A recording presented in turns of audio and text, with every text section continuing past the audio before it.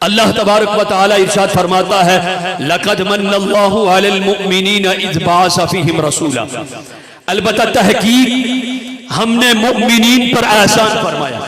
کس پر احسان فرمایا؟ اہل ایمان کے اوپر احسان فرمایا، مؤمنین پر احسان فرمایا۔ پروردگار عالم کیا احسان فرمایا؟ من اللہ، ہم نے مؤمنین پر احسان فرمایا۔ اس بعث فیہم رسولہ، کہ ہم نے انہی میں سے ایک عزت والا اور عظمتوں والا شان والا رسول ان میں مبعوث فرمایا۔ ایک عزتوں والا، عظمتوں والا، شان والا رسول ہم نے ان میں مبعوث فرمایا۔ گرامی القدر حاضرین و سامعین، اللہ تبارک و تعالی نے کائنات کو بنایا۔ کائنات میں انواع و اقسام کی نعمتیں اللہ تبارک و تعالی نے پیدا فرمائی۔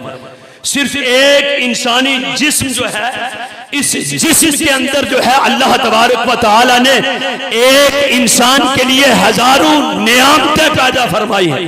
انسان کی آنکھ ہے، بڑی نعمت ہے۔ انسان کی زبان ہے، بڑی نعمت ہے۔ انسان کے کان ہیں، بڑی نعمت ہے۔ انسان کے جسم کے اوپر بال ہیں، بڑی نعمت ہے۔ رب نے انسان کو ہاتھ عطا فرمائے، بڑی نعمت ہے۔ رب نے انسان کو پاؤں عطا فرمائے، بڑی نعمت ہے۔ اتنی ساری نعمتیں رب نے بندے کو عطا فرمائی، لیکن رب نے بندے کو اتنی نعمتیں عطا فرمانے کے بعد بھی رب نے یہ نہیں فرمایا کہ ہے انسان میں نے تم پر احسان فرمایا۔ ہے انسان میں نے تم پر کیا فرمایا؟ احسان فرمایا۔ اتنی بڑی نعمتیں رب نے بندائے خدا کو عطا فرمانے کے بعد رب نے یہ نہیں فرمایا کہ میرے بندے میں نے تم پر جو ہے وہ احسان فرمایا۔ گرامی القدر حاضرین و سامعین، آگے آئیے، رب العالمین جل شانہ نے اس کائنات کو تخلیق فرمایا، اس کائنات کو بنایا، اور کائنات کو بنانے کے بعد رب العالمین جل شانہ نے بندائے مومن کے لیے حیوانات کو پیدا فرمایا، نباتات کو پیدا فرمایا۔ بندائے مومن کے لیے رب العالمین نے ہوا کو چلایا، پانی کو پیدا فرمایا، خشک اور تر کو پیدا فرمایا۔ لیکن میرے مولا نے ہر نعمت کو پیدا کرنے کے بعد یہ نہیں فرمایا کہ بندائے مومن میں نے تم پر احسان فرمایا۔ یہ نہیں فرمایا کہ بندائے مومن میں نے تم پر احسان فرمایا۔ اللہ تبارک و تعالی نے حضرت آدم کو پیدا فرمایا۔ حضرت آدم سے لے کر جناب عیسیٰ روح اللہ تک رب العالمین نے بڑے جلیل و قدر انبیاء کو اس دنیا میں مبعوث فرمایا، لیکن میرے رب نے یہ نہیں فرمایا ہر ایک کی تشریف آوری پر میرے رب نے کلام من اللہ سے نہیں فرمایا۔